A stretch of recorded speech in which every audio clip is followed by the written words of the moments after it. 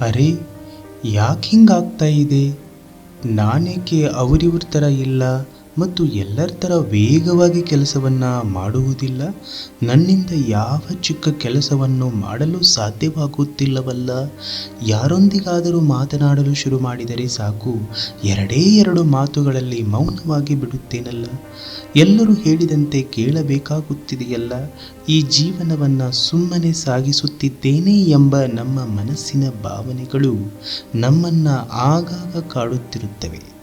ಮನಸ್ಸಿನಲ್ಲಿ ತುಂಬ ಭಯದ ಭೀತಿ, ಚಿಕ್ಕ ವಿಷಯಕ್ಕೂ ಕಳವಳ ಮಾಡಿಕೊಳ್ಳುವುದು, ಮನಸ್ಸಿನಲ್ಲಿಯೇ ನಮ್ಮಷ್ಟಕ್ಕೆ ನಾವೇ ನಕಾರಾತ್ಮಕವಾಗಿ ಮಾತನಾಡಿಕೊಳ್ಳುವುದು ನಮ್ಮಲ್ಲಿ ಶಕ್ತಿ ಇಲ್ಲದಂತೆ ಆಗುತ್ತದೆ.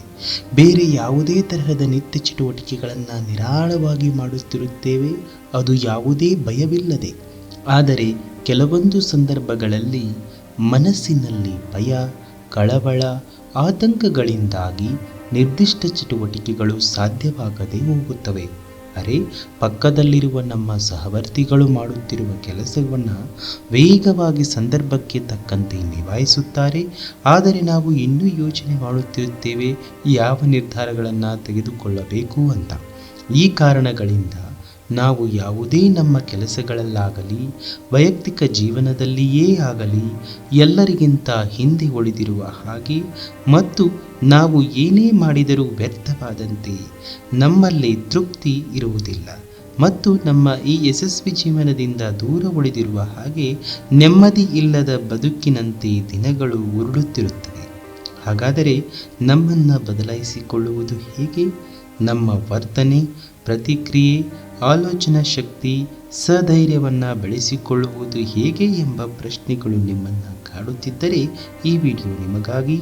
ಇಷ್ಟವಾದರೆ ತಪ್ಪದೇ ಲೈಕ್ ಮಾಡಿ, ಶೇರ್ ಮಾಡಿ ಮತ್ತು ಕಮೆಂಟ್ ಮಾಡಿ. ನಮಗೆಲ್ಲರಿಗೂ ಗೊತ್ತಿರುವ ಹಾಗೆ ಬದಲಾವಣೆ ಜಗದ ನಿಯಮ. ನಿಮ್ಮ ಬದಲಾವಣೆ ನಿಮ್ಮ ಮೊದಲ ಹಂತವಾಗಿರಲಿ. ಅಂದರೆ ನಿಮ್ಮ ವ್ಯಕ್ತಿತ್ವದಲ್ಲಿ ಬದಲಾವಣೆಯನ್ನು ಬೆಳೆಸಿಕೊಳ್ಳಲೇಬೇಕು. ತುಂಬ ಸಲ ಕೆಲವು ಸಂದರ್ಭಗಳನ್ನು ಸಹಿಸಿಕೊಳ್ಳಬೇಕಾಗುತ್ತದೆ.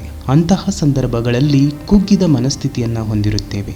ಸರಿಯಾದ ಪರಿಹಾರದ ಕಡೆ ಗಮನವನ್ನು ಕೊಡದೆ ವ್ಯರ್ಥವಾದ ಆಲೋಚನೆಗಳನ್ನು ಮಾಡುತ್ತಿರುತ್ತೇವೆ.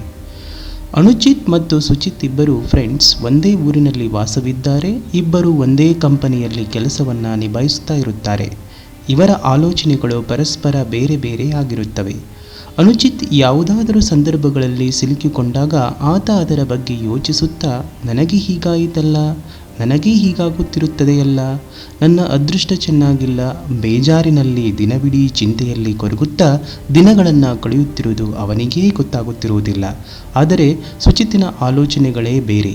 ಆತನಿಗೆ ಯಾವುದೇ ಸಂದರ್ಭದಲ್ಲಿಯಾದರೂ ಸಮಸ್ಯೆಗಳು ಎದುರಾದರೆ ಅವುಗಳ ಪರಿಹಾರದ ಬಗ್ಗೆ ಆಲೋಚನೆಗಳನ್ನು ಮಾಡುತ್ತಾ ಹೇಗೆ ಸಮಸ್ಯೆಗಳಿಗೆ ಪರಿಹಾರವನ್ನು ಕಂಡುಕೊಳ್ಳಬೇಕು ಎಂಬುದನ್ನು ಅವನು ವೇಗವಾಗಿ ಅರಿತುಕೊಳ್ಳುತ್ತಿದ್ದನು ಮತ್ತು ವೇಗವಾಗಿ ಪರಿಹರಿಸದಿದ್ದರೂ ಪರಿಹಾರಕ್ಕಾಗಿ ಆತನು ಪ್ರಯತ್ನಗಳನ್ನು ಮಾಡುತ್ತಿದ್ದುದರಿಂದ ಅವನ ಸಮಸ್ಯೆಗಳಿಗೆ ಪರಿಹಾರ ಸಿಗುತ್ತಿದ್ದವು. ಇದೇ ಅನುಚಿತ್ ಮತ್ತು ಸುಚಿತ್ ನಡುವಿನ ವ್ಯತ್ಯಾಸ. ವ್ಯಕ್ತಿತ್ವದ ಬದಲಾವಣೆ ಬೇಕಾದರೆ ಖಂಡಿತ ಸುಚಿತ್ನಂತಹ ಗುಣಗಳನ್ನು ಬೆಳೆಸಿಕೊಳ್ಳಲೇಬೇಕು. ಅದಕ್ಕೆ ಹೇಳೋದು ಬದಲಾವಣೆ ಜಗದ ನಿಯಮ. ಅದಕ್ಕೆ ಬದಲಾಗಿ.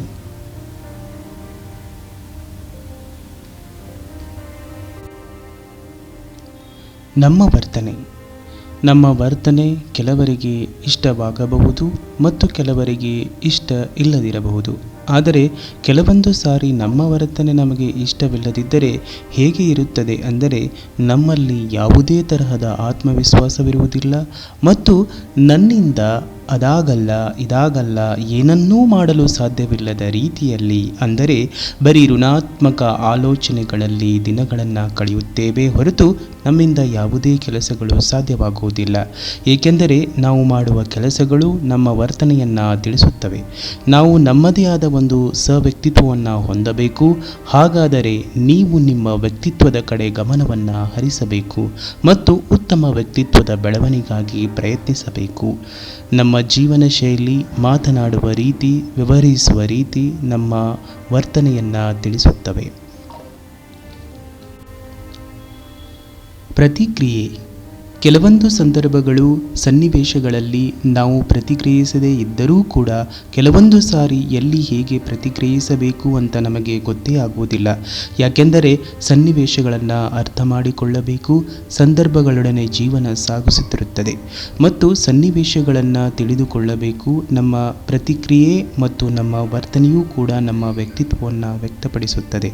ಹಾಗಾದರೆ ನಿಮ್ಮ ಜೀವನದಲ್ಲಿ ಬರುವ ಯಾವುದೇ ಸಂದರ್ಭಗಳಿಗೆ ತಕ್ಕಂತೆ ಪ್ರತಿಕ್ರಿಯಿಸುವುದನ್ನು ಮರೆಯಬೇಡಿ. ನಿಮಗೆ ಎದುರಾಗುವ ಯಾವುದೇ ಸಂದರ್ಭಗಳಾಗಿರಲಿ ಅವುಗಳಿಗೆ ಪರಿಹಾರದ ಮಾರ್ಗಗಳನ್ನು ಹುಡುಕಿಕೊಳ್ಳಿ. ಆಲೋಚನಾ ಶಕ್ತಿ. ನಮ್ಮೆಲ್ಲರಲ್ಲಿಯೂ ಒಂದು ಶಕ್ತಿ ಇದೆ, ಅದೇ ಆಲೋಚನಾ ಶಕ್ತಿ. ಇದನ್ನು ಸರಿಯಾಗಿ ಬಳಸಲು ಕಲಿಯಬೇಕು. ಅಂದರೆ ನಮಗೆ ಯಾವುದೇ ಸಮಸ್ಯೆಗಳಾದರೂ ಅವುಗಳಿಗೆ ಈ ಆಲೋಚನಾ ಶಕ್ತಿಯಿಂದನೇ ಪರಿಹಾರವನ್ನು ಕಂಡುಕೊಳ್ಳಬೇಕು. ನಿಮ್ಮ ಸ್ವಂತ ಆಲೋಚನೆಗಳಿಂದ ನಿಮ್ಮ ನಿರ್ಧಾರಗಳನ್ನು ನಿರ್ಧರಿಸುವಂತೆ, ಸರಿಯಾದ ಸಮಯಕ್ಕೆ ಸರಿಯಾದ ಆಲೋಚನೆಗಳನ್ನು ಮಾಡುವಂತೆ ನಿಮ್ಮ ಮನಸ್ಸಿಗೆ ಚೇತನವನ್ನು ನೀವೇ ನೀಡಬೇಕು. ಕೆಲವರಲ್ಲಿ ತುಂಬ ಜ್ಞಾನವಿರುತ್ತದೆ, ಆದರೆ ಅದನ್ನು ವ್ಯಕ್ತಪಡಿಸುವಂತಹ ಧೈರ್ಯ ಅವರಲ್ಲಿ ಬೆಳೆದಿರುವುದಿಲ್ಲ. ನಮ್ಮ ದೇಹಕ್ಕೆ ಮತ್ತು ನಮ್ಮ ಮನಸ್ಸಿಗೆ ಮತ್ತು ಯಾವುದೇ ಕಾರ್ಯ ಸಾಧನೆಗಾಗಿ ಧೈರ್ಯವೆಂಬ ಮೂಲ ಅಂಶ ಮುಖ್ಯವಾಗಿರುತ್ತದೆ. ಹಾಗಾಗಿ ಗೆಲುವು ಸೋಲೋ ಯಾವುದು ಸಿಗುತ್ತೋ ಗೊತ್ತಿಲ್ಲ, ಆದರೆ ಮೊದಲು ಪ್ರಯತ್ನವೆಂಬ ಧೈರ್ಯವನ್ನು ನೀವು ಮಾಡಲೇಬೇಕು.